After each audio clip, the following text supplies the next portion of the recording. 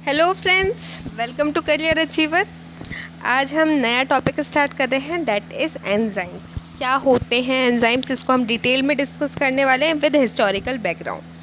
इससे पहले हम एक बार क्विक देख लेते हैं कि हम क्या क्या कवर कर चुके हैं अपने चैनल पे। हमने ग्लाइकोलिसिस कवर किया है, बायोकेमिस्ट्री में citric acid cycle, electron transport chain, cogen metabolism, bioenergetics, lipids, lipid metabolism, amino acids, thermodynamics, nucleic acid metabolism, और आज जो हम कवर करने वाले हैं वो है एंजाइम्स।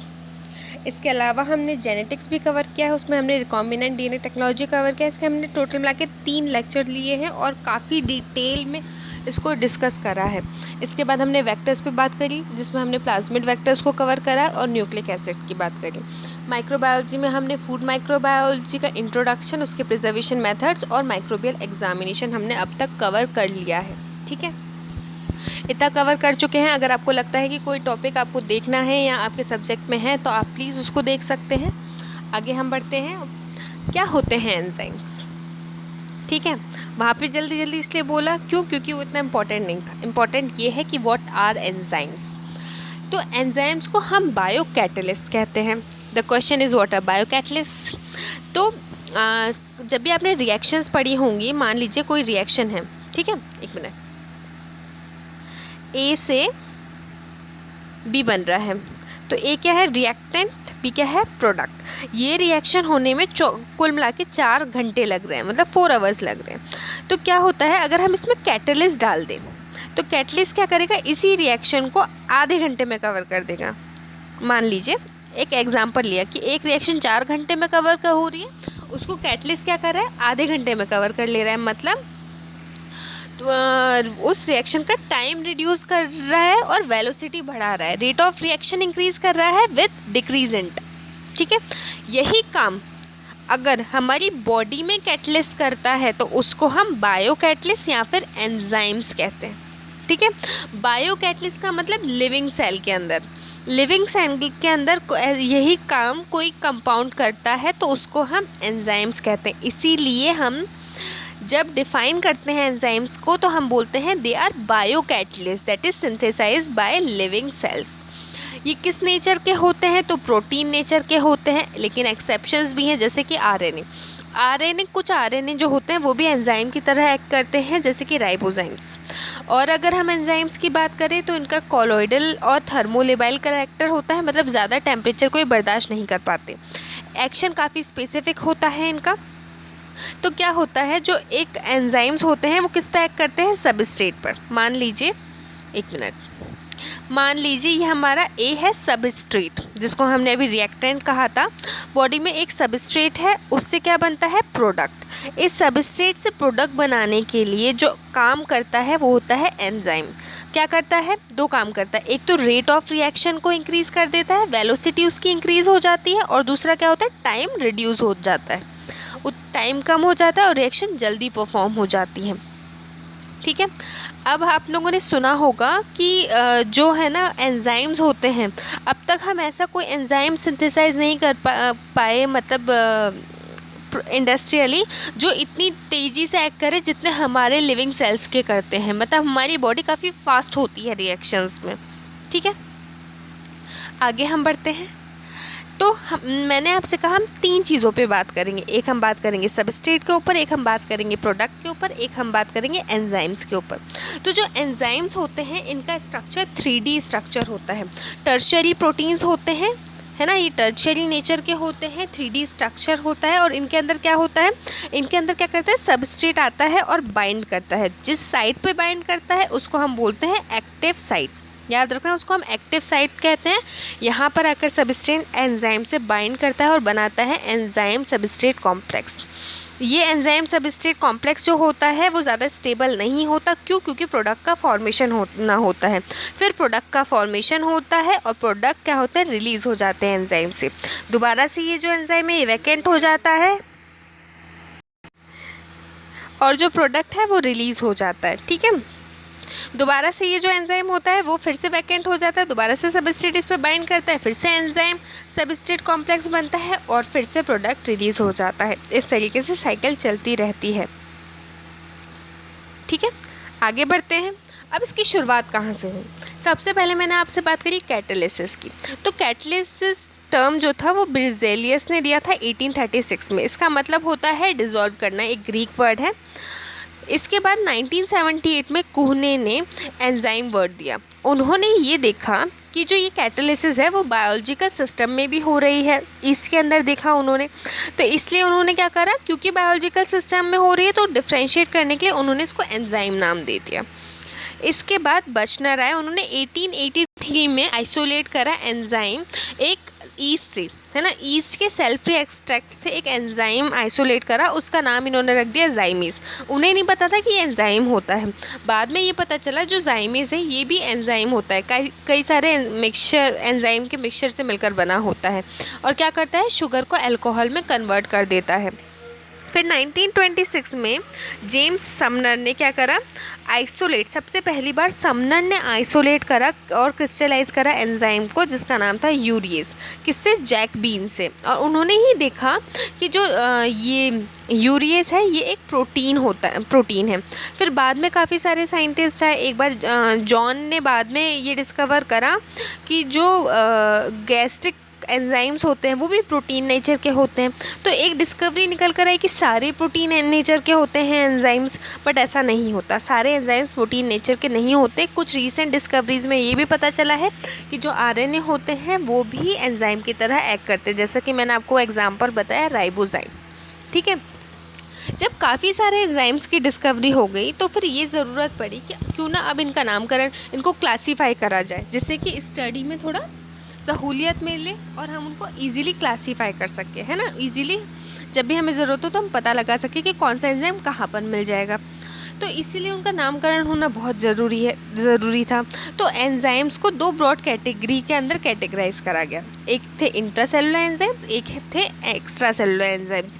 इंट्रासेलुलर एंजाइम्स का मतलब साफ नाम ही बता रहा है कि सेल के अंदर वो एंजाइम जो सेल के अंदर फंक्शनल होते हैं और सेल के अंदर सिंथेसाइज होते हैं उनको हम बोलते हैं इंट्रासेलुलर एंजाइम्स। दूसरे होते हैं एक्स्ट्रा सेलुलर एंजाइम्स, वो एंजाइम जो सेल के बाहर एक्टिव होते हैं उनको हम बोलते हैं एक्स्ट्रा सेलुलर एंजाइम्स। ज़्यादातर जो डाइजेस्टिव एंजाइम होते हैं वो एक्स्ट्रा सेलुलर नेचर के होते हैं। ठीक है, इसके बाद फिर इंटरनेशनल यूनियन ऑफ बायोकेमिस्ट्री ने एक कमीशन अपॉइंट करा, उसका नाम रखा एंजाइम कमीशन, 1961 में अपॉइंट करा। और इन्होंने कहा कि आप लोग स्टडी करिए एंजाइम्स पे और उनको क्लासीफाई करिए, उनका नॉमेनक्लेचर बनाइए और उनको क्लासीफाई करके हमें बताइए। तो फिर एंजाइम कमीशन ने अपना काम ख़त्म करा 1964 में और एक report the international union of biochemistry को। और उन्होंने क्या करा कि एंजाइम को 6 मेजर क्लासेस में क्लासीफाई करा गया, है ना, 6 मेजर क्लासेस में क्लासीफाई करा गया। उनकी रिएक्शन किस टाइप की रिएक्शन वो देती हैं उस बेसिस पर। तो ये 6 टाइप्स कौन कौन से थे? सबसे पहला टाइप उन्होंने बताया ऑक्सीडो रिडक्टेज। वो एंजाइम्स जो ऑक्सीडेशन और रिडक्शन रिएक्शंस में इन्वॉल्व होते हैं उनको ऑक्सीडो रिडक्टेज के अंदर रखा गया। ऑक्सीडेशन रिडक्शन क्या होता है, मतलब जो लॉस करते हैं इलेक्ट्रॉन्स उसको हम ऑक्सीडेशन कहते हैं, अगर गेन होता है इलेक्ट्रॉन को उसको हम रिडक्शन कहते हैं। इसको अच्छे से पढ़ना हो तो थर्मोडायनेमिक्स और बायोएनर्जेटिक्स वाले चैप्टर में आप देख सकते, लेक्चर में आप देख सकते हैं। ठीक है, दूसरे एंजाइम्स आए जिसमें फंक्शनल ग्रुप ट्रांसफ़र हो रहा था एक ग्रुप से दूसरे ग्रुप में, इनको ट्रांसफरेज की कैटेगरी में रखा गया कि जो फंक्शनल ग्रुप है वो ट्रांसफ़र हो रहा है। तीसरे एंजाइम्स जो हाइड्रोलिसिस में इन्वॉल्व होते हैं कंपाउंड्स की, उनको हाइड्रोलेज के अंदर रखा गया। चौथे जो एंजाइम्स थे जिसमें या तो water, ammonia, carbon dioxide add हो रहे हो या यही रिमूव हो रहे हो, उनको लाइएज की कैटेगरी में रखा गया, जहाँ पर एडिशन होता है या फिर रिमूवल होता है वाटर, अमोनिया, कार्बन डाइऑक्साइड या फिर अदर कंपाउंड्स का। फिर एक एंजाइम्स है आइसोमरेज। आइसोमरेज एंजाइम्स वो एंजाइम्स थे जिनके अंदर आइसोमराइजेशन, मतलब आपने सुना होगा जो ग्लूकोज है और फ्रक्टोज एक दूसरे के आइसोमरेज है, मतलब स्ट्रक्चरल चेंज होता है। ठीक है, तो वो एंजाइम्स जो आइसोमराइजेशन में इन्वॉल्व होते हैं उनको आइसोमरेज के अंदर रखा गया। ये 6 नंबर के एंजाइम्स जो लाइगेज हैं, लाइगेज वो एंजाइम्स होते हैं जैसे कि 2 फ्रेगमेंट्स हैं, इनको क्या करते हैं, इनका जोड़ देते हैं, गठबंधन कर देते हैं। ठीक है, तो इनको लाइगेज की कैटेगरी में रखा गया, जो सिंथेटिक रिएक्शंस में इन्वॉल्व करते हैं होते हैं या 2 मॉलिक्यूल्स को ज्वाइन करने का काम करते हैं। इसका क्लासिक एग्जाम्पल है क्या है, डीएनए लाइगेज। ठीक है, आप लोगों ने सुना होगा, 2 DNA फ्रेगमेंट्स को क्या करता है, जोड़ देता है। अब हम आगे बढ़ते हैं। इतना सब हुआ, इन 6 क्लासेस में हमने डिस्कवर कर दिया, वो डिस्क्राइब कर दिया एंजाइम्स को, ऑक्सीडोरिडक्टेज, ट्रांसफरेज, हाइड्रोलेज, लाइएज, आइसोमरेज और लाइगेज, इसमें क्लासीफाई हो गए। फिर अब हम बात करते हैं केमिकल नेचर, क्या क्या केमिकल नेचर होता है और क्या प्रॉपर्टीज़ होती हैं एंजाइम्स की। उससे पहले आप एक बात समझिए, एक मिनट। हाँ, ये देखिए, जो एंजाइम्स होते हैं उनकी फंक्शनल यूनिट होती है। एंजाइम जो होते हैं उनकी फंक्शनल यूनिट होती है जिसको बोलते हैं होलो एंजाइम्स। क्या बोलते हैं, होलो एंजाइम्स या फिर होलोजाइम। अब ये जो होलो एंजाइम्स होते हैं इनके 2 पार्ट होते हैं, एक होता है प्रोटीन पार्ट, एक होता है नॉन प्रोटीन पार्ट। ठीक है, नॉन प्रोटीन पार्ट। अब जो प्रोटीन पार्ट होता है इनका, इसको हम बोलते हैं एपोजाइम्स या फिर एपोएंजाइम्स। ठीक है, एपोजाइम्स भी बोलते हैं। जो नॉन प्रोटीन पार्ट होता है इसको हम बोलते हैं, ये जो नॉन प्रोटीन पार्ट होता है ये भी 2 पार्ट में कैटेगराइज होता है। एक होता है कोएंजाइम, अगर लूजली जुड़ा हो, अगर non protein part protein part से लूजली, मतलब है ना, बहुत आराम से टूट जाए ऐसे जुड़ा है, मतलब लूजली जुड़ा है, तो इसको हम बोलते हैं कोएंजाइम्स। अगर बहुत टाइट से जुड़ा हुआ है, कोवेलेंट बॉन्ड के थ्रू जुड़ा हुआ है, तो उसको हम बोलते हैं प्रोस्थेटिक ग्रुप। क्या बोलते हैं, प्रोस्थेटिक ग्रुप। होपफुली समझ में आ गया होगा। अब हम आगे बात करते हैं। ठीक है, ये देखिए, जो एंजाइम्स होते हैं वो प्रोटीन होते हैं, लेकिन आज की तारीख में आरएनए मॉलिक्यूल्स भी एंजाइम की तरह एक्ट करते हुए पाए गए हैं। जो एंजाइम्स होते हैं इनका टर्शियरी स्ट्रक्चर होता है स्पेसिफिक कन्फर्मेशन होता है जो कि कैटालिटिक एक्टिविटी शो करता है। फंक्शनल यूनिट जो होती है एंजाइम की उसको हम होलो एंजाइम्स कहते हैं। ठीक है, ये जो होते हैं किसके बने होते हैं, एपोजाइम्स यानी कि एपोएंजाइम्स के बने होते हैं, जो कि प्रोटीन पार्ट होता है, और कोएंजाइम्स होता है जो कि नॉन प्रोटीन पार्ट होता है। अब जो टर्म प्रोस्थेटिक ग्रुप है, जब ये non protein part tightly bind करता है एपोएंजाइम से, तो इसको हम प्रोस्थेटिक ग्रुप कहते हैं। ठीक है, ये सब मैं आपको अभी बता चुकी हूँ। अब इसके अलावा एंजाइम्स को और भी टाइप्स में डिवाइड करा गया। कुछ होते हैं मोनोमेरिक एंजाइम, कुछ होते हैं ओलिगोमेरिक एंजाइम। क्या होते हैं देख लेते हैं। मोनोमेरिक एंजाइम्स वो एंजाइम्स होते हैं जो सिंगल पॉलीपेप्टाइड से मिलकर बनते हैं। एग्जाम्पल राइबोन्यूक्लियस है ना, ट्रिप्सिन, ये जो होते हैं वो सिंगल पॉलीपेप्टाइड चेन से मिलकर बनते हैं, तो इनको हम मोनोमेरिक एंजाइम कहते हैं। दूसरे टाइप के जो एंजाइम्स होते हैं वो एक से ज़्यादा पॉलीपेप्टाइड से मिलकर बनते हैं, इनको हम क्या बोलते हैं, ओलिगोमेरिक एंजाइम्स बोलते हैं। एग्जाम्पल लैक्टेट डिहाइड्रोजिनेज, एस्पर्टेट, ट्रांसकार्बोमाइलेज, ये सब किसके एग्जाम्पल है, ओलिगोमेरिक। ओलिगोमेरिक कौन से होते हैं, जो एक से ज़्यादा पॉलीपेप्टाइड से मिलकर बनते हैं। फिर बात करते हैं मल्टी एंजाइम कॉम्प्लेक्स की। मल्टी एंजाइम कॉम्प्लेक्स क्या होते हैं, मान लीजिए एक रिएक्शन हो रही है और उसमें टोटल मिला के 4 एंजाइम इन्वॉल्व हैं, A B C D, है ना, ये सब सीक्वेंस में है। ए के बाद बी काम करेगा, बी के बाद सी, सी के बाद डी। अगर किसी वजह से भी है तो इसको हम बोलते हैं मल्टी एंजाइम। लेकिन अगर किसी भी वजह से बी एंजाइम फंक्शनल ना हो तो पूरी रिएक्शन रुक जाएगी, याद रखना। तो जो मल्टी एंजाइम कॉम्प्लेक्स होते हैं ये क्या करते हैं, इनकी स्पेसिफिक साइट होती है और ये कैटेलाइज करते हैं रिएक्शंस को सीक्वेंस में। ठीक है, अगर इनमें से एक भी यूनिट नॉन फंक्शनल हो गई तो पूरे एंजाइम जो होता है वो इनएक्टिव हो जाता है।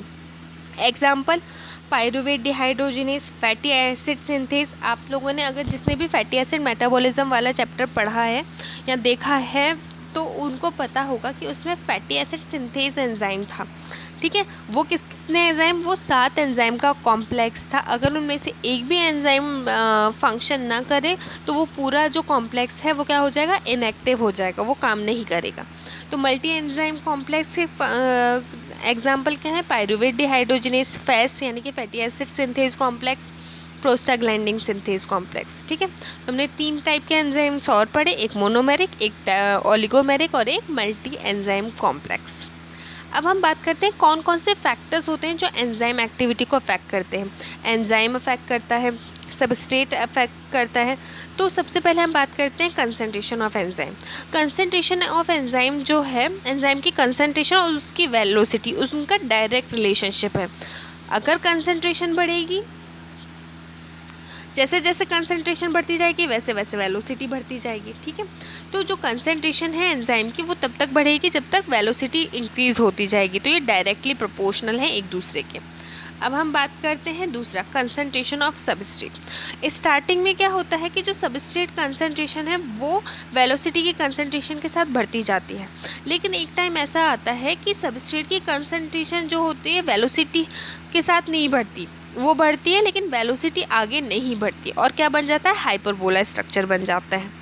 ठीक है, तो जो सबस्ट्रेट कंसंट्रेशन होती है वो इंक्रीज होती है स्टार्टिंग में, लेकिन बाद में एक मतलब है ना लिमिटेड रेंज तक ही इंक्रीज होती है सबस्ट्रेट लेवल के, है ना, ऐसे इंक्रीज नहीं होती जैसे कि एंजाइम की कंसंट्रेशन इंक्रीज हो रही थी। ठीक है, अब इसके काइनेटिक्स को समझते हैं कि ऐसा कैसे होता है। तो एंजाइम काइनेटिक्स की बात करें तो जो एंजाइम होता है और सबस्ट्रेट होता है, जब वो बाइंड करते हैं एक दूसरे से तो एक unstable substrate complex, enzyme substrate complex बनाते हैं। ये जो एंजाइम सबस्ट्रेट कॉम्प्लेक्स होता है वो किस में कन्वर्ट हो जाता है, फिर वो बाद में प्रोडक्ट में कन्वर्ट हो जाता है और एंजाइम रिलीज हो जाता है। ये हमने आगे देखा था, इससे पहले देखा था।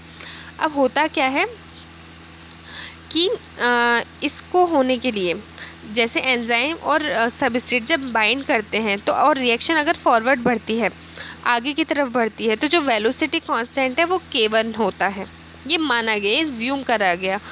फिर अब जब एंजाइम सबस्ट्रेट कॉम्प्लेक्स से प्रोडक्ट बनता है तो और रिएक्शन फॉरवर्ड डायरेक्शन में होती है तो उसके वेलोसिटी कांस्टेंट को k3 माना गया। अगर एंजाइम और सबस्ट्रेट से एंजाइम प्रोडक्ट ना बनकर एंजाइम सबस्ट्रेट दोबारा बन रहे हैं तो उसके वेलोसिटी कांस्टेंट को k2 माना गया है यहाँ पर। फिर एक कैलकुलेशन में एंजाइम काइनेटिक्स में एक टर्म आता है km, जिसको माइकलिस मेंटेन कांस्टेंट कहते हैं, और ये बहुत इंपॉर्टेंट कांस्टेंट होता है जो वेलोसिटी होती है उसकी एंजाइम की, एंजाइम वो जो वेलोसिटी होती है उसको निकालने के लिए। जो km है, km यानी कि Michaelis Menten constant k2 + k3 divided by k1 है ना, इस रिलेशनशिप से निकाला जाता है। यानी कि जो k2 वेलोसिटी कांस्टेंट जब बैकवर्ड डायरेक्शन में एंजाइम और सबस्ट्रेट बन रहे हैं, और वेलोसिटी कांस्टेंट जब k3 यानी कि फॉरवर्ड डायरेक्शन में प्रोडक्ट का फॉर्मेशन हो रहा है, उसको अगर हम डिवाइड कर दें उस वेलोसिटी कांस्टेंट से जिससे एंजाइम सबस्ट्रेट कॉम्प्लेक्स बन रहा है ना, तो उससे हमारा क्या निकल आएगा, माइकलिस मेंटेन कांस्टेंट। तो ये किसने दिया था, ये माइकलिस और मेंटेन ने दिया था। इसको ब्रेकर एंड हेल्डन कांस्टेंट भी बोलते हैं।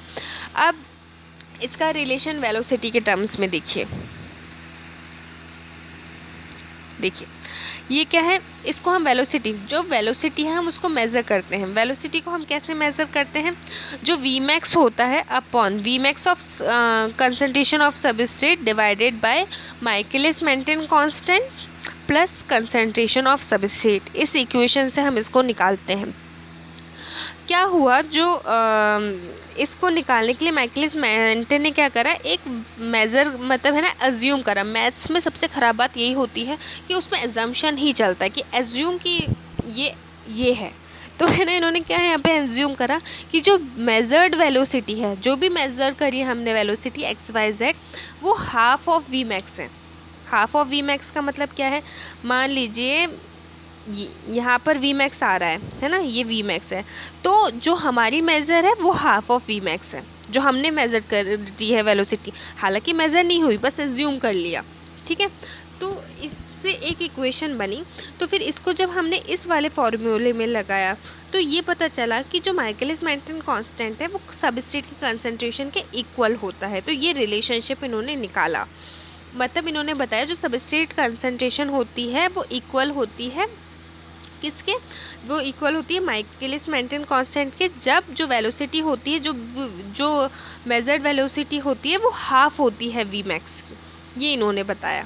ठीक है, इससे क्या पता चला कि जो आधे एंजाइम मॉलिक्यूल्स होते हैं वो बाइंड करते हैं सबस्ट्रेट मॉलिक्यूल से जब सबस्ट्रेट कंसंट्रेशन इक्वल होती है Km के, माइकलिस मेंटेन कांस्टेंट के।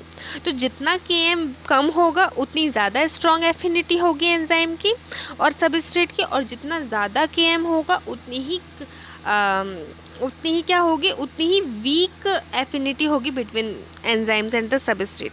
जितना कम Km होगा उतनी ही ज़्यादा एफिनिटी होगी एंजाइम और सबस्ट्रेट के बीच में, और जितना ज़्यादा Km यानी कि माइकलिस मेंटन कांस्टेंट होगा उतनी ही कम एफिनिटी होगी एंजाइम और सबस्ट्रेट के बीच में। ये एक रिलेशन निकल कर आया, ठीक है।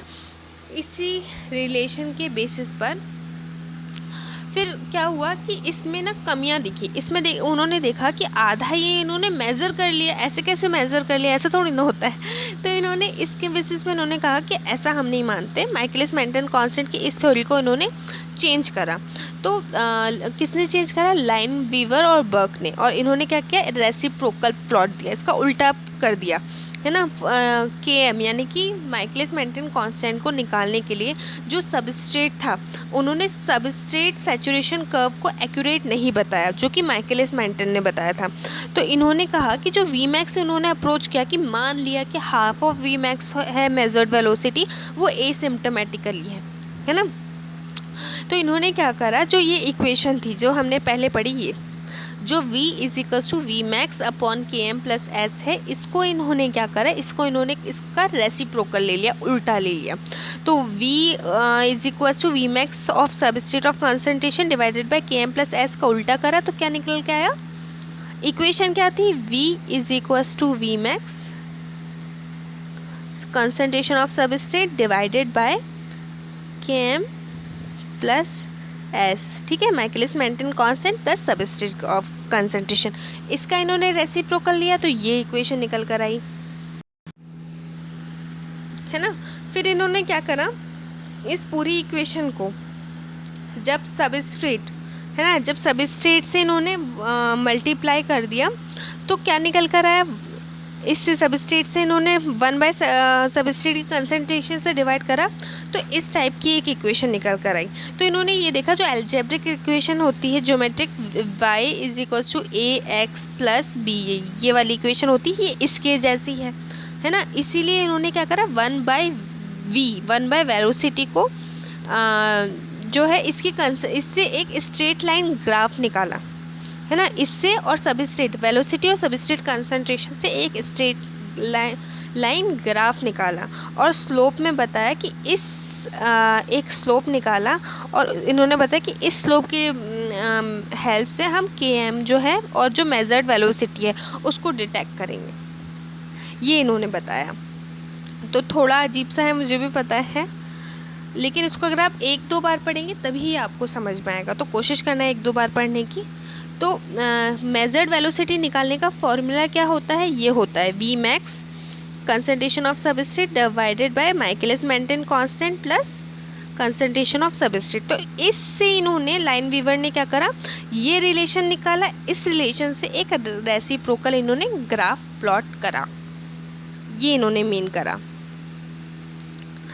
इस टाइप का ग्राफ इन्होंने प्लॉट करा, जिसमें एक स्लोप निकल कर आया Km, इन्होंने सारी वैल्यूज़ जो थी वो रेसिप्रोकल मिली, यानी कि सबस्ट्रेट की कंसंट्रेशन 1/S में, है ना, Michaelis Menten constant 1/Km, Vmax 1/Vmax and the measured velocity in 1/V, ऐसे इन्होंने सारी चीज़ें कैलकुलेट करी।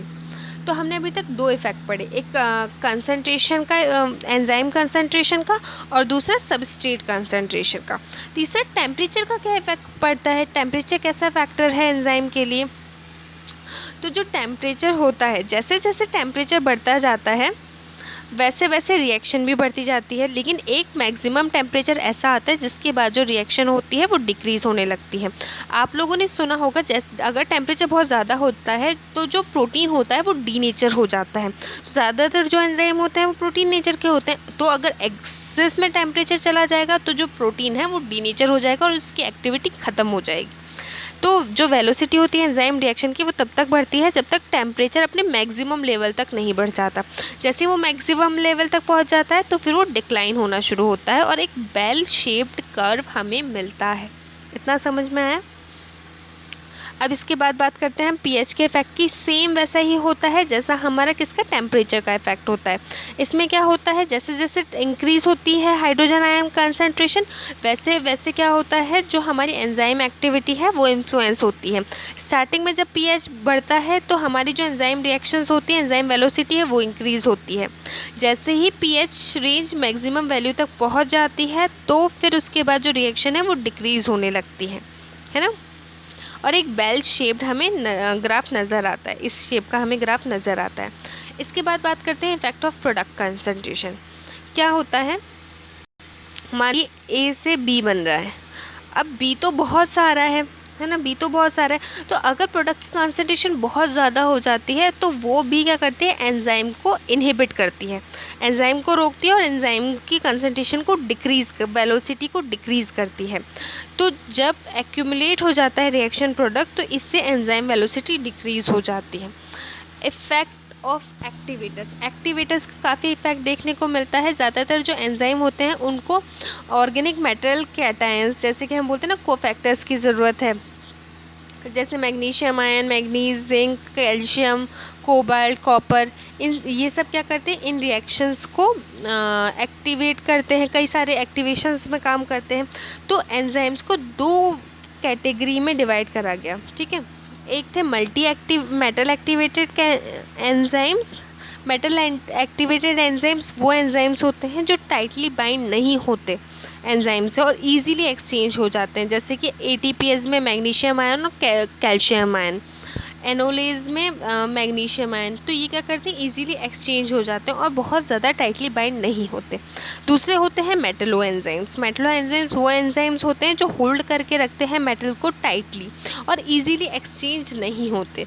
Example alcohol dehydrogenase, carbonic anhydrase, alkaline phosphatase, carboxypeptidase, aldolase, ये सारे वो एंजाइम्स होते हैं जो कि मेटलो एंजाइम्स होते हैं, मेटल से टाइट मतलब कंपाउंड से टाइट से बाइंड होते हैं, इजीली क्या एक्सचेंज नहीं होते, ठीक है।